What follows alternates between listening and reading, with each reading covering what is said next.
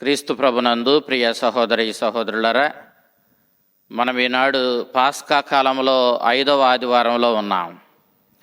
ఈనాటి దివ్య గ్రంథ పట్టణాలను మనం చూసినప్పుడు మొదటి పట్టణము అపోస్తుల కార్యాలు 14వ అధ్యాయము 21వ వచనం నుంచి 27వ వచనం వరకు, సువిశేషం యోహాను శుభవార్త 13వ అధ్యాయము 31వ వచనం నుంచి 35వ వచనం వరకు మనం ఆలకించాం. పునీత పౌలు గారి యొక్క మొదటి ప్రేషిత యాత్రను మనం చూసినప్పుడు పునీత పౌలు బర్నబాసులు ఇద్దరు ముందుగా యూదులకు సువార్తను ప్రబోధించారు. అయితే ఎప్పుడైతే యూదులు క్రీస్తుని యొక్క రక్షణ సందేశాన్ని స్వీకరించడానికి ముందుకు రాలేదో, వారు అన్యులకు ఈ సువార్తను ప్రబోధించడం ప్రారంభించారు. అనేక మంది అన్యులు క్రీస్తుని యొక్క రక్షణ సందేశాన్ని స్వీకరించి వాళ్ళు మారు మనసును పొంది క్రీస్తు విశ్వాసులుగా మారడాన్ని వాళ్ళు చూచారు. సాధారణంగా అన్ని పట్టణాల్లో కూడా యూదులు తిరస్కరించగా పౌలు బర్నబాసులు ఇద్దరూ కూడా అన్యులను ఉద్దేశించి వాళ్ళ సందేశాన్ని ప్రబోధించి వారిలో మారు మనసును తీసుకుని రావడాన్ని మనం చూస్తూ ఉన్నాం. అన్ని చోట్ల అన్యులే ఎక్కువ శాతం యేసుక్రీస్తుని విశ్వసించినప్పటికీ అక్కడక్కడ వేరు పట్టణాలలో యూదులు కూడా క్రీస్తుని యొక్క సందేశాన్ని విశ్వసించి ఆయన విశ్వాసులుగా మారడాన్ని మనం చూస్తూ ఉన్నాం. మొదటిగా తన ప్రేషిత సేవను పౌలు బర్నబాసులు ఇద్దరూ కూడా గలతియా ప్రాంతంలో ప్రబోధించడాన్ని మనం చూస్తూ ఉన్నాం. ఈ ప్రాంతం రోమన్ ఎంపరర్ ప్రావిన్స్కు చెందినటువంటి ప్రాంతం. ఈ ప్రాంతం ఇప్పుడు టర్కీ దేశంలో ఉంది.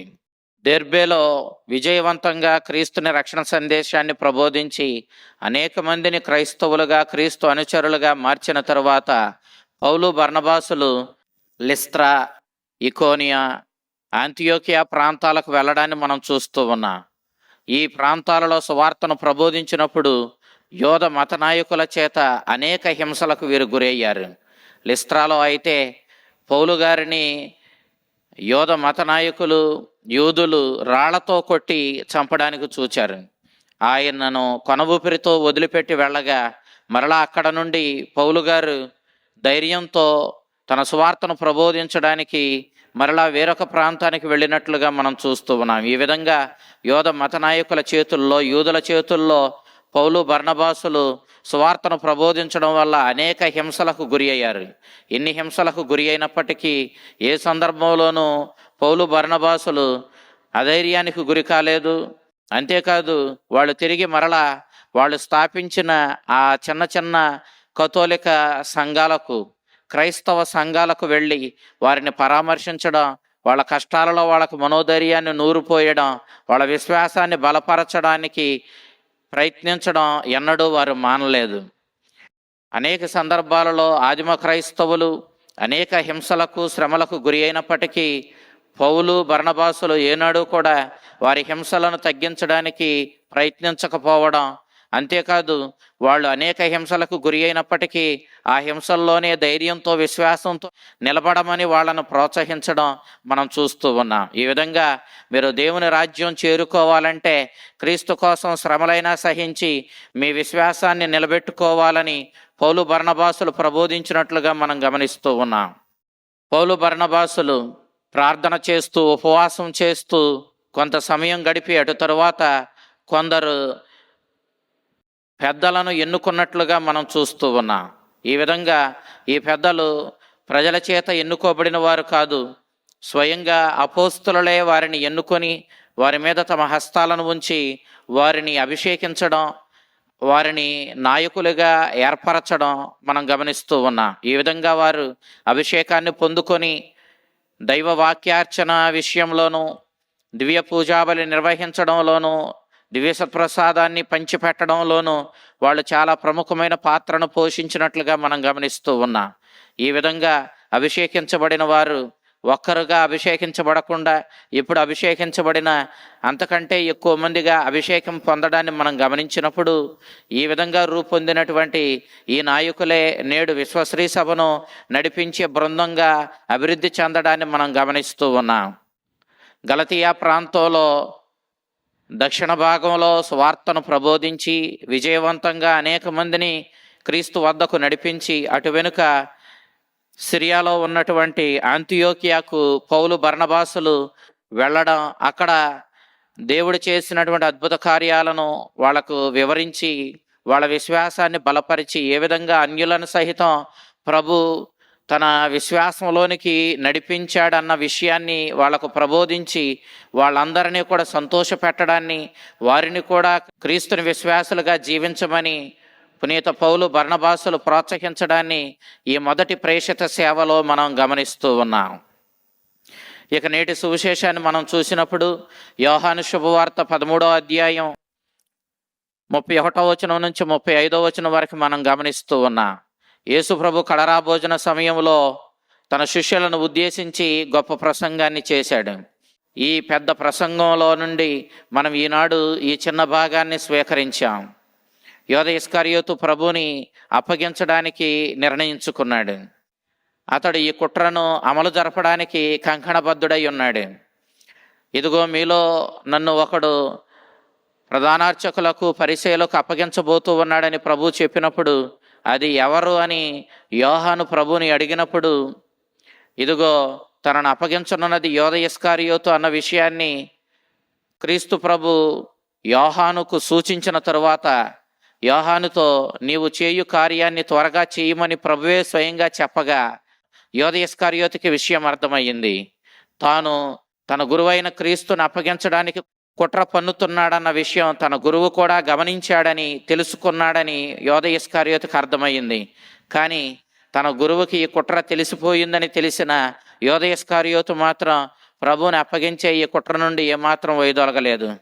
అతడు ఈ మాట విన్న తరువాత, నీవు చేయు పనిని త్వరగా చేయమని ప్రభు చెప్పిన తరువాత వెంటనే అతడు ఆ గదిలో నుండి వెలుపలకి వెళ్ళిపోవడాన్ని మనం చూస్తూ ఉన్నాం.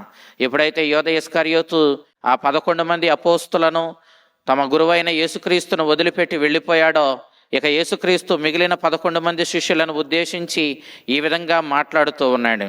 మనుష్య కుమారుడు పరలోకపు తండ్రిని మహిమపరుస్తూ ఉన్నాడు అన్నాడు.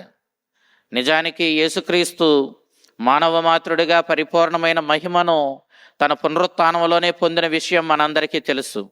ఎప్పుడైతే క్రీస్తు పునరుత్థానుడయ్యాడో అప్పుడు క్రీస్తు మహిమోపేతుడయ్యాడు. అతడు పరలోకపు తండ్రి అనుగ్రహించిన మహిమను పరిపూర్ణంగా పొందుకున్నాడు. అయితే యేసుక్రీస్తు ఇప్పుడే నేను మహిమను పొందుతున్నాను అని చెప్పడంలో అర్థమేమిటి? మనం ఏదైనా ఒక కార్యాన్ని చెయ్యాలి అని చెప్పి గట్టిగా నిర్ణయం తీసుకున్నాం అనుకుందాం. ఆ తరువాత ఆ గట్టి నిర్ణయం నుండే ఆ కార్యాన్ని చెయ్యడం సాధ్యపడుతుంది. ఆ విధంగానే ఏ కార్యం చెయ్యాలన్నా మన మనసులో తీసుకునేటటువంటి ఆ నిర్ణయాన్ని బట్టే ఆ కార్యం పరిపూర్తి అవుతుంది. ఈనాడు యేసుక్రీస్తు పరలోకపు తండ్రిని మహిమపరిచాను అని చెబుతూ ఉన్నాడు.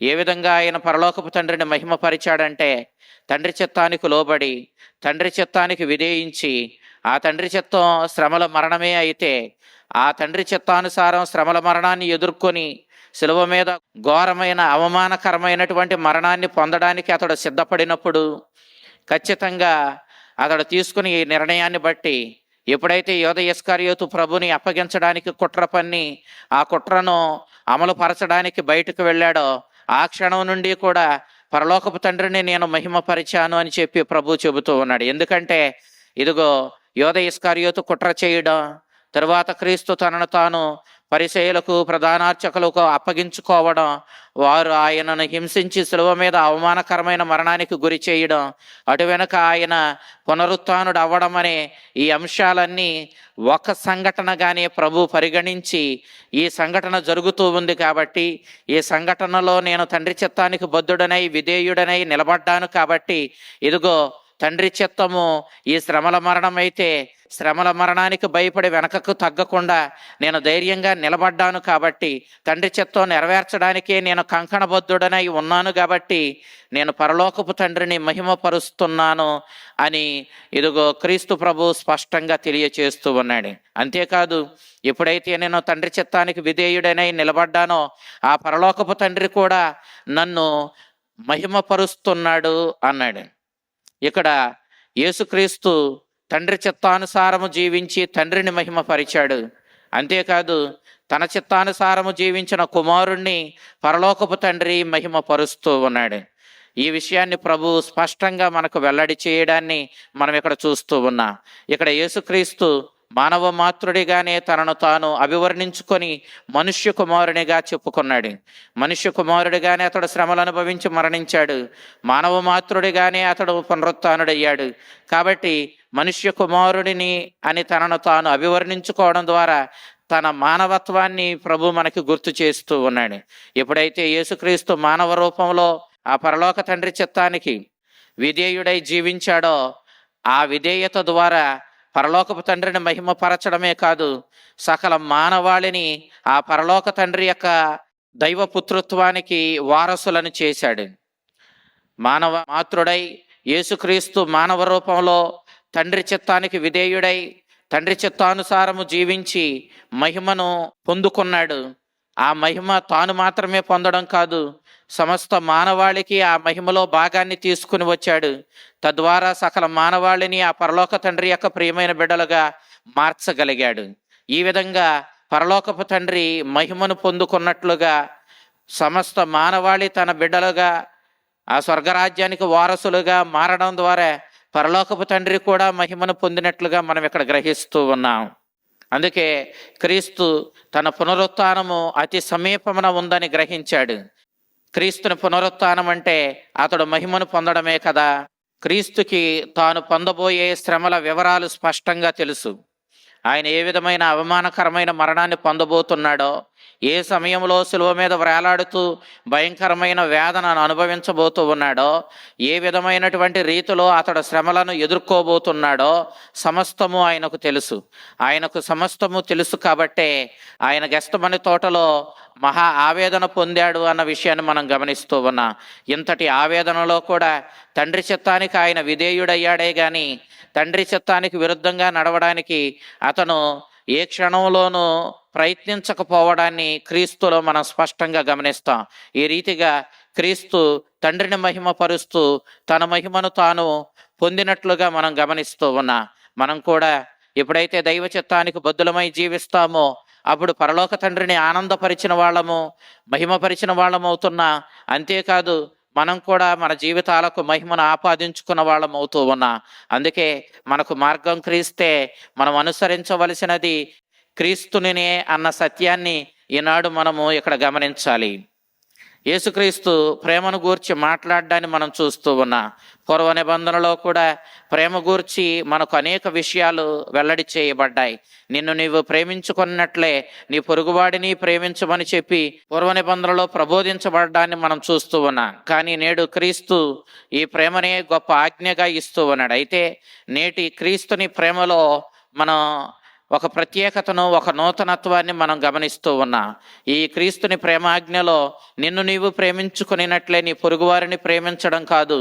ఇదిగో నేను మిమ్మల్ని ఎంతగా ప్రేమించి మీకోసం ప్రాణత్యాగానికైనా వెనుకాడకుండా శిలువ మీద ప్రాణత్యాగం చేసి మీ మీద నా ప్రేమను ఏ విధంగా ప్రదర్శించానో అదే రీతిలో మీరు కూడా ఒకరి ఎడల ఒకరు నేను మీ ఎడల చూపించిన అదే ప్రేమను పొరుగువారి ఎడల చూపిస్తూ మీరు జీవించండి అని చెప్పి ప్రభు ఒక నూతనమైన ప్రేమాజ్ఞను తన అనుచరులకు ఇవ్వడాన్ని మనం చూస్తూ ఉన్నాం.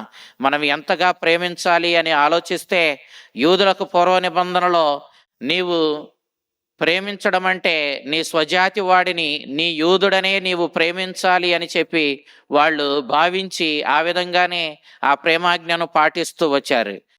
కానీ క్రీస్తు ఈ ప్రేమాజ్ఞను వివరిస్తూ ప్రేమించడం అంటే సమస్త మానవాళిని ప్రేమించడము. ఎవరెవరైతే నీ సహాయాన్ని కోరుకొని నీవు సహాయపడగలిగిన స్థితిలో నువ్వు ఉన్నప్పుడు నీ సహాయాన్ని ఆశిస్తూ నీ దగ్గరకు వచ్చిన ప్రతి ఒక్కరిని నీవు ప్రేమించేవాడివై ఉండాలి. నీ ప్రేమకు నావాడని, పరాయి వాడని, లేకపోతే నా జాతి వాడని, పరాయి జాతి వాడని, నా కులం వాడని, నా కులం వాడు కానివాడని ఇలాంటి వ్యత్యాసాలు ఉండడానికి లేదు. నీవు ప్రేమించాలి అంటే సమస్త మానవాళిని ప్రేమించేవాడివై ఉండాలి అని చెప్పి ప్రభు తెలియజేయడాన్ని మనం చూస్తూ ఉన్నాం. లోకా శుభవార్త 10వ అధ్యాయము 29వ వచనం నుంచి 37వ వచనం వరకు మనం చూసినప్పుడు మంచి సమరయుని యొక్క ఉపమానంలో క్రీస్తు స్పష్టంగా నీవు ప్రేమించాల్సింది నీ వాడిని మాత్రమే కాదు, నీ పరాయి వాడిని కూడా నువ్వు ప్రేమించాలి, చివరికి నీ శత్రువును కూడా ప్రేమించాలి, నీకు కీడు చేసేవాడికి కూడా నీవు మేలు చేస్తూ నీ ప్రేమను వెల్లడి చేయాలని ప్రభు ప్రబోధించడాన్ని మనం చూస్తూ ఉన్నా. మన ప్రేమ ఎంతవరకు వెళ్ళాలి అని అంటే, చివరికి నీ ప్రాణాలు సహితం అర్పించి నీ పొరుగువాడి మీద ప్రేమను ప్రదర్శించేవాడివై ఉండాలి. అదే ఉత్తమమైనటువంటి ప్రేమని ప్రభు ప్రబోధించడాన్ని యోహాను శుభవార్త 15వ అధ్యాయం 12వ వచనం నుంచి 14వ వచనం వరకు మనం చూస్తూ ఉన్నా. ఎంతటి ఉత్తమమైనటువంటి ప్రేమను మనం ప్రదర్శించాలని ప్రభు మనకి తెలియచేస్తూ ఉన్నాడు. అదే ఉత్తమమైన ప్రేమను ఆయన ప్రదర్శించాడు. ఇదిగో, మీరు ఈ విధమైనటువంటి ప్రేమను ఒకరి ఎడల ఒకరు మీరు కలిగి ఉంటే,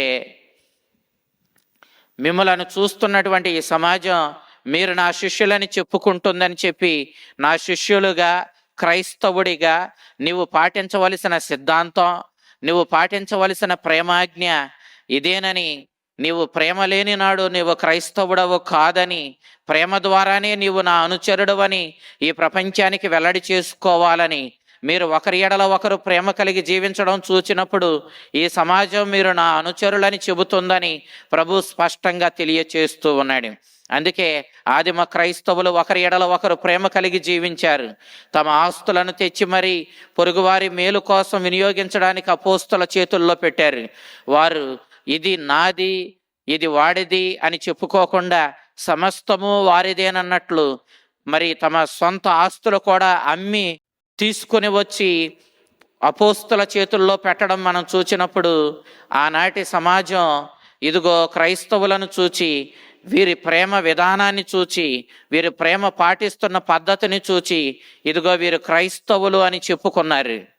కాబట్టి మనము ప్రేమను పాటించడం ద్వారానే క్రీస్తుని యొక్క నిజమైన అనుచరులుగా, ఆయన విశ్వాసులుగా, ఆయన మార్గంలో నడిచేవారిగా ఈ ప్రపంచానికి మనల్ని మనం వెల్లడి చేసుకోవాలని ప్రభు మనల్ని కోరుతూ ఉన్నాడు. అందుకే ఆదిమ క్రైస్తవులు, అపోస్తలులు క్రీస్తుని స్వార్థను ప్రబోధించడంలోనూ, క్రీస్తుని ఆజ్ఞలను, ప్రేమాజ్ఞలను పాటించడంలోనూ ఎంతో శ్రద్ధ వహించి జీవించారు.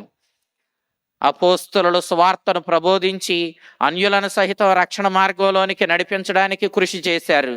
ఈ కృషిలో వాళ్ళకు ఎన్ని హింసలు ఎదురైనా, ఎన్ని సమస్యల అవమానాలు ఎదురైనా వాటికి భయపడకుండా ఎదుటివారి యొక్క రక్షణను కోరుకొని అన్యులను సహితం రక్షించడమే ధ్యేయంగా వాళ్ళు శ్రమలను సహితం భరిస్తూ ప్రేమను ప్రదర్శిస్తూ వారి ఆత్మరక్షణ కోసం కృషి చేసి అనేకులను క్రీస్తు మార్గంలోనికి నడిపించి ఆ విధంగా వారి ప్రేమను వెల్లడి చేయడాన్ని మనము గమనిస్తూ ఉన్నాం.